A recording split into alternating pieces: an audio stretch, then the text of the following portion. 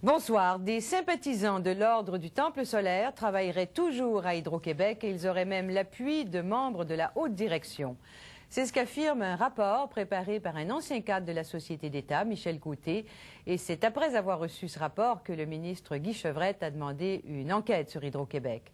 Pierre Tourangeau a obtenu une copie de ce document. 28 février dernier, à la commission parlementaire qui examine la gestion d'Hydro-Québec. Les représentants de la Société d'État sont nerveux. La raison, ce livre ésotérique sur le bureau du ministre Guy Chevrette. Son auteur, Pierre Cardinal, un cadre supérieur d'Hydro. L'intérêt du ministre trouve son origine dans un rapport que lui a remis un ex-cadre, Michel Côté, qui poursuit Hydro-Québec pour congédiement injustifié.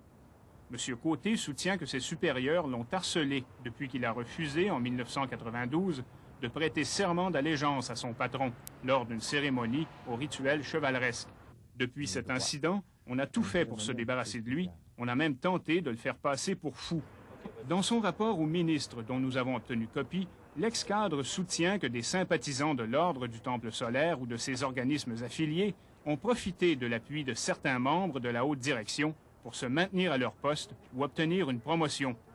C'est le cas, entre autres, du vice-président de la région Saint-Laurent, Gaétan Marois, et de Pierre Cardinal, le bras droit du vice-président exécutif Jacques Régis, pressenti il y a quelque temps pour devenir PDG d'Hydro.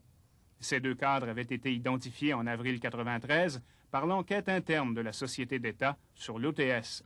Le rapport entre les mains de Guy Chevrette soutient aussi que pour son programme de qualité totale, Hydro-Québec a eu recours au service de la firme conseil Circa, dont le président est aussi un leader du mouvement Graal du Canada, un autre groupe qui se réclame de la tradition chevaleresque.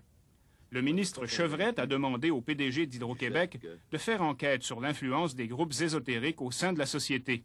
Parmi les documents qu'il lui a remis, ce montage vidéo réalisé à partir de l'autel dessiné sur le plancher d'une crypte de l'OTS et du graphique qui illustre la démarche de qualité totale à Hydro-Québec.